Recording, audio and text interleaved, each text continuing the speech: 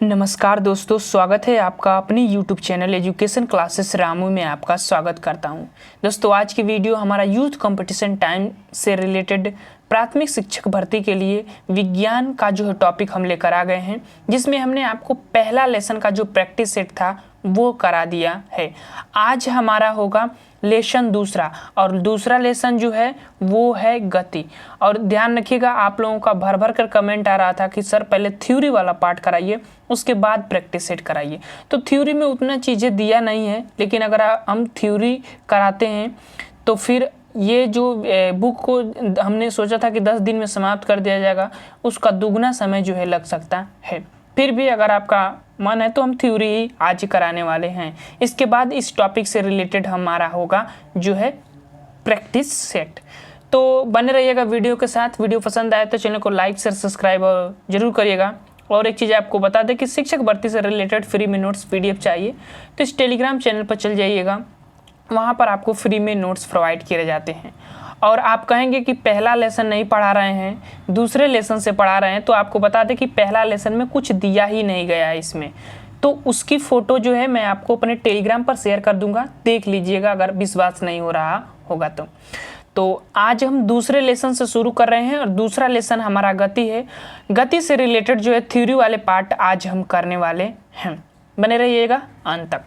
इसके बाद हम जो इससे रिलेटेड क्वेश्चन दिए गए हैं उसको हम अगले वीडियो में करेंगे। तो चलिए, आज का हमारा पहला पॉइंट है गति। गति क्या होती है? तो यदि कोई वस्तु किसी अन्य वस्तु के सापेक्ष समय परिवर्तन के साथ अपनी स्थिति में परिवर्तन करती है तो इस वस्तु को गति अवस्था में कहा जाता है।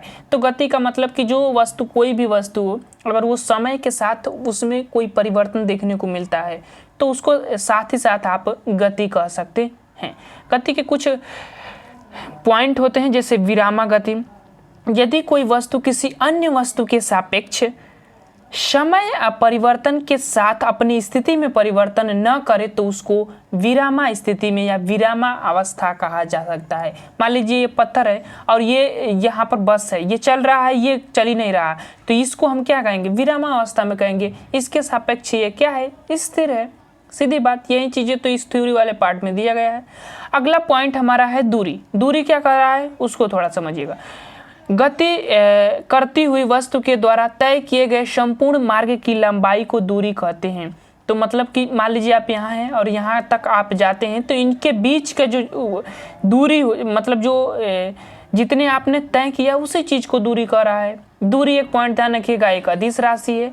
अब सदिश राशि, अदिश राशि हम एक टॉपिक आता है, मापन वाला टॉपिक आता है, इसी में उस टॉपिक में हम पढ़ते हैं। हालांकि आपको बता देते कि अदिश राशि में दिशा और परिणाम, मतलब कि इसमें परिणाम होता है, दिशा नहीं होती है। सदिश राशि में दोनों होता है, दिशा और परिणाम।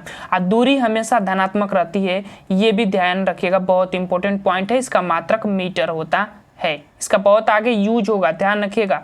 पहला चीज, इसका मात्रक मीटर होता है और ये हमेशा धनात्मक होती है, तो ये भी पॉइंट ध्यान रखिएगा। दोनों बहुत महत्वपूर्ण पॉइंट है। मीटर मात्रक होता है, दूरी हमेशा धनात्मक होती है और यह अदिश राशि होती है। तो ये चीज़ें ध्यान रखिएगा दूरी से रिलेटेड। आगे चलते हैं, अगला हमारा पॉइंट है चाल। हमने सोचा था कि आप लोग साइंस पढ़े होंगे, थ्योरी वाला पार्ट, तो प्रश्न करने में काफ़ी अच्छा लगेगा।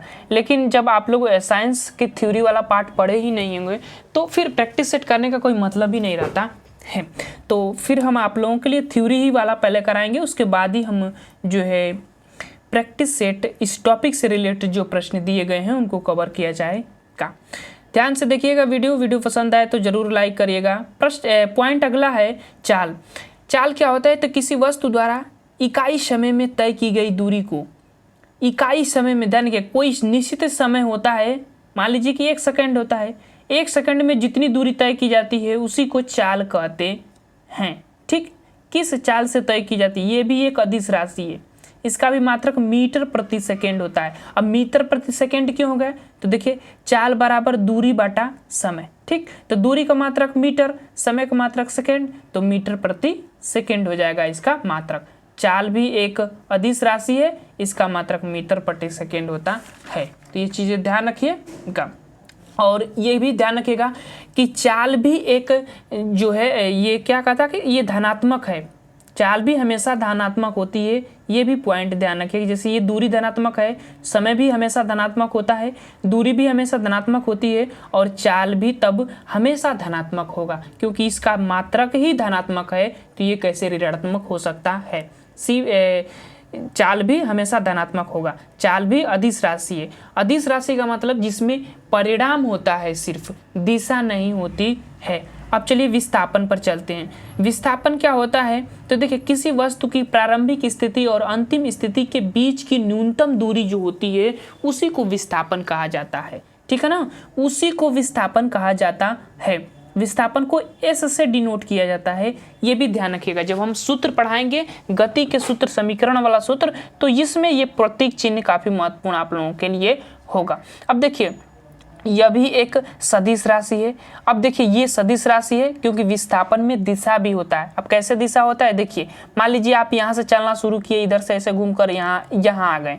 अब देखिए इस वस्तु के सापेक्ष ये वस्तु किस दिशा में है, दक्षिण दिशा में है। और दूरी की बात किया जाए तो इसकी दूरी जो हो जाती है वो ये वस्तु है और यहाँ तक ये वस्तु आते हैं, तो इसके बीच की ये जो दूरी होती है वही इसका विस्थापन होता है। तो प्रारंभिक स्थिति और अंतिम स्थिति के बीच की जो न्यूनतम दूरी होती है उसी को विस्थापन कहा जाता है। मात्रक इसका मीटर होता है, ध्यान रखिएगा। ये तो इतनी चीजें आपको समझ में आ गया होगा। अब चलते हैं आगे, वेग की बात करते हैं। वेग क्या होता है, किसी वस्तु द्वारा इकाई समय में तय किए गए विस्थापन को वेग कहते हैं। विस्थापन का मतलब दूरी, जितनी दूरी आप तय करते हैं उसी को वेग कहते हैं, समय के अनुसार अगर आप कर रहे हैं। जैसे कि वेग बराबर, इसी से पता चलेगा, देखिए वेग बराबर विस्थापन बटा समय अंतराल। तो आपके पास विस्थापन भी है यानी मीटर भी है और समय भी है, और जब इसमें आप डिनोट करेंगे, भाग देंगे, तब आपका वेग प्राप्त हो जाता है कि इस वेग से जो है आप उस दूरी को तय किए हैं। ठीक है ना, तो वही हमारा क्या हो जाता है, वेग हो जाता है। वेग एक सदिश राशि है, इसका एसआई मात्रक जो होता है मीटर प्रति सेकेंड होता है, ध्यान रखिएगा। विस्थापन का मीटर, समय अंतराल का सेकेंड। इकाई समय में तय किए गए जो इकाई समय में तय किया गया जो होता है वही विस्थापन को वेग कहा जाता है। विस्थापन या दूरी कह सकते हैं, जो तय किया जाता है वही विस्थापन या दूरी कहलाता है। तो ये चीजें भी आपको समझ में आ गया कि विस्थापन क्या, वेग क्या होता है।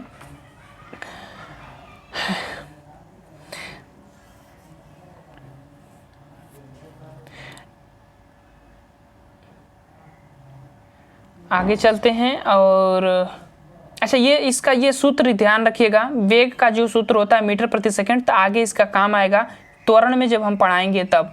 चलिए आगे चलते हैं, आगे वाले थ्योरी पर। त्वरण आ ही गया। त्वरण, यदि किसी वस्तु, क्या कह रहा है कि यदि किसी वस्तु का वेग समय के साथ परिवर्तन हो रहा है तो उससे वेग परिवर्तन की दर को त्वरण कहते हैं। धीमे कभी तेज होता है ना, तो उसी को क्या कहा जाता है, त्वरण कहा जाता है। यह भी एक क्या है, सदिश राशि है, ध्यान रखिएगा। इसका भी मात्रक मीटर प्रति सेकेंड स्क्वायर। अब मीटर प्रति सेकेंड स्क्वायर क्यों, कि त्वरण बराबर वेग में परिवर्तन बाटा समय अंतराल। उसके वेग में जो भी परिवर्तन होता है समय के अनुसार उसी को त्वरण कहा जाता है। अब हम आपको बताए थे कि वेग का मात्रक क्या होता है, मीटर प्रति सेकेंड। अब मीटर प्रति सेकेंड, तो मीटर बाटा, यहाँ लिख देते हैं मीटर बाटा सेकेंड, और नीचे समय अंतराल का सेकेंड, तो सेकेंड से सेकेंड का गुणा होगा तो डबल सेकेंड हो जाता है, स्क्वायर हो जाता है। तो इस तरह से मीटर बाई सेकेंड स्क्वायर हो जाता है। तो ये चीज ध्यान रखिएगा। वेग का पूछेगा मात्र तो मीटर प्रति सेकेंड, त्वरण का पूछेगा तो मीटर प्रति सेकेंड पर स्क्वायर होता है। ये चीजें ध्यान रखिएगा, पूछा जाता है डायरेक्टली प्लस। अब चलते हैं गति के नियम। गति के नियमों को सबसे पहले सर आइजैक न्यूटन ने 1687 में अपनी पुस्तक प्रिंसिपिया में दिया। इसीलिए इस नियम को न्यूटन के गति नियम के नाम से जाना जाता है। प्रथम नियम की अगर हम बात करते हैं, यदि कोई वस्तु विरामावस्था में है तो वह विरामावस्था में ही रहेगी, या गति अवस्था में है तो वो उसी अवस्था में रहेगी जब तक उस पर कोई बाह्य बल न लगाया जाए। इसे जड़त्व का नियम भी कहते हैं। ये भी पॉइंट ध्यान रखिएगा, पूछा जाता है प्रश्न। तो जब तक कोई बाह्य बल नहीं लगाया जाएगा तब तक उसको क्या कहेंगे हम, प्रथम नियम कहा जाता है। अब आगे चलते हैं। अब देखिए इसके उदाहरण के रिलेटेड हम अभी बात करेंगे, ध्यान रखिएगा। पहले तीनों पढ़ लेते हैं। द्वितीय नियम, यदि कोई वस्तु आरोपित बल उस वस्तु द्वारा उत्पन्न त्वरण के गुणनफल के बराबर होता है अथवा वस्तु के संवेग में परिवर्तन की दर उस पर आरोपित बल की दिशा में होता है तो उसको हम गति का द्वितीय नियम कहते हैं। जैसे इसको सीधे सीधे शॉर्ट फॉर्म में आप कह सकते हैं, बल बराबर द्रव्यमान गुणे त्वरण आप कह सकते हैं डायरेक्टली सीधे सीधे कि जब किसी वस्तु पर बल आरोपित किया जाता है तो उसके जो त्वरण होते हैं और उसका जो द्रव्यमान होता है उसका गुणनफल ही क्या कहलाता है, द्वितीय नियम कहलाता है गति के। तो ये चीजें ध्यान रखिएगा। तीसरा नियम जो कहता है वो प्रतिक्रिया का नियम, क्रिया और प्रतिक्रिया का नियम कहता है कि यदि नियम के अनुसार दो वस्तुओं की पारस्परिक क्रियाएं एक वस्तु जितना बल दूसरी वस्तु पर लगाती है दूसरी वस्तु भी विपरीत दिशा में उतना ही बल पहली वस्तु पर लगाती है, इसी नियम को क्रिया प्रतिक्रिया नियम का कहते हैं। अब चलिए हम आपको कुछ ऐसे रिलेटेड पॉइंट इससे बताते हैं। जैसे देखिए, गति के प्रथम नियम की बात करें तो इसको हम जड़त्व का नियम कहते हैं, जो डायरेक्टली एग्जाम में पूछे जाते हैं, ठीक है ना। तो जड़त्व का नियम गति का प्रथम नियम। अब जड़त्व का नियम क्यों कहते हैं, जैसे इसका एक उदाहरण होता है कि जैसे घुड़सवार दौड़ रहा है, अचानक घोड़ा रुक जाता है तो जो उसका घुड़सवार होता है वो आगे की तरफ गिर जाता है। जैसे बस रुकी हुई है अचानक चल देती है तो उसके जो सवारी होते हैं वो पीछे की तरफ झुक जाते हैं। तो ये किस नियम के, प्रथम नियम का ही सब देन होता है, जड़त्व का ही सब देन होता है। जड़त्व की वजह से ऐसी प्रक्रियाएं देखने को मिलती है। अब देखिए, ये नियम जो है गैलीलियो जी थे तो इसको हम गैलीलियो का नियम भी कहते हैं। तो ध्यान रखिएगा, प्रथम नियम को क्या कहते हैं, गैलीलियो का नियम। और एक बहुत महत्वपूर्ण परिभाषा है कि बल की परिभाषा जो है गति के प्रथम नियम से ही प्राप्त होती है। तो तीन चीजें जो है आपको यहाँ पर काफी महत्वपूर्ण है और ध्यान रखने वाली बात है। तो गति से रिलेटेड जैसे कुछ और उदाहरण अगर हम बात करें तो जैसे कि जब हम कारपेट जो होता है उसको पीटते हैं तो उससे जो धूल के कण होते हैं ना तो स्थितिज अवस्था में होते हैं, फिर जब पीटते हैं तो उसके कण जो है गति अवस्था में हो जाते हैं। तो ये भी एक उदाहरण हो जाता है गति के प्रथम नियम से रिलेटेड। और एक ट्रेन वाला भी होता है, जैसे कि सवारी जो है ट्रेन से कूदता है तो वो गति की ट्रेन की दिशा में कूदता है, उसको भी हम क्या कहते हैं, न्यूटन के प्रथम नियम के अंतर्गत ही रखा जाता है। तो ध्यान रखिएगा। द्वितीय नियम की बात करें तो बल की माप जो है द्वितीय नियम से प्राप्त होता है। पहली चीज, द्वितीय नियम का सूत्र होता है कि बल बराबर द्रव्यमान गुणे त्वरण। ये चीजें ध्यान रखिएगा, ये भी पॉइंट ध्यान रखिएगा, जब हम क्वेश्चन इससे पूछा जाएगा तो ये चीज आपको द्वितीय नियम से काफी महत्वपूर्ण आप लोगों के लिए होगा। उसके बाद द्वितीय नियम से कुछ उदाहरण की अगर हम बात करें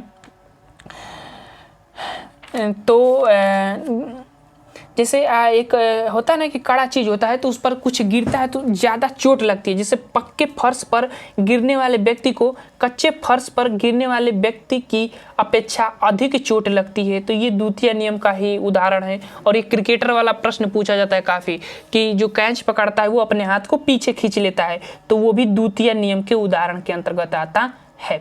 गति विषयक द्वितीय नियम, ध्यान रखिएगा। अब बल की माप एक पूछा जाता है, बल की परिभाषा तो प्रथम नियम से प्राप्त किया जाता है, लेकिन बल की जो माप की बात होती है, माप की बात वो जो है द्वितीय नियम से प्राप्त होता है, क्योंकि ये सूत्र के टाइप्स में दिया गया है, इसीलिए बल की माप जो है द्वितीय नियम से प्राप्त होता है।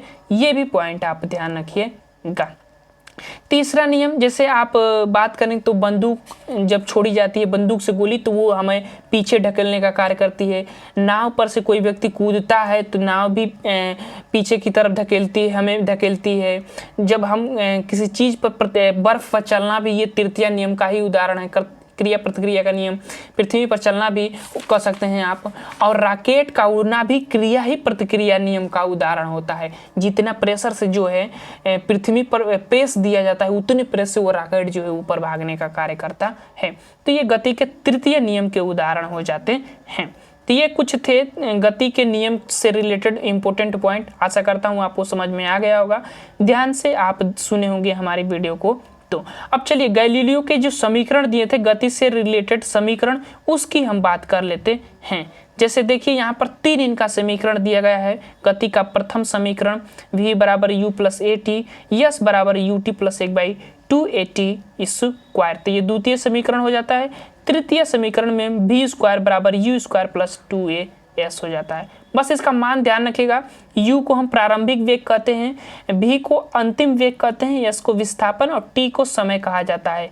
उसके बाद एक a होता है, उसको हम त्वरण कहा जाता है। ये चीज हो जाता है। बाकी इससे रिलेटेड क्वेश्चन जो पढ़ते हैं, गणित जैसे क्वेश्चन बनते हैं यहाँ से, तो हालांकि इसमें तो दिया नहीं है, प्रैक्टिस सेट में दिया गया होगा तो हम जरूर इससे रिलेटेड कराएंगे। बाकी ये चीज आप ध्यान रखिएगा, वहां पर काम आएगा कि कौन सा पूछ रहा है, विस्थापन पूछ रहा है कि ये अंतिम वेग पूछ रहा है, क्या पूछ रहा है और क्या दिया है, वो चीज़ें जो है उस प्रश्न में आपको पता चलेगा गति विषयक नियम से रिलेटेड। यहाँ पर नहीं दिया गया है तो हम नहीं करा पाएंगे, ध्यान रखिएगा।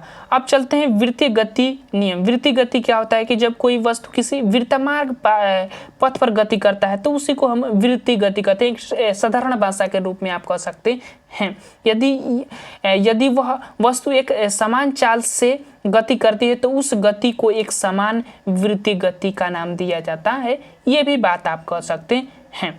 आगे चलते हैं कोणीय वेग। कोणीय वेग क्या होता है तो वृत्तीय मार्ग पर गति करते हुए, देखिए गति करते हुए कण के कोणीय विस्थापन, कण के क्या कर रहा है, कोणीय विस्थापन के परिवर्तन को उस कण का कोणीय वेग कहा जाता है। इसे ओमेगा से प्रदर्शित किया जाता है, सिंबल देख लीजिए, और इसका मात्रक जो है रेडियन प्रति सेकेंड होता है।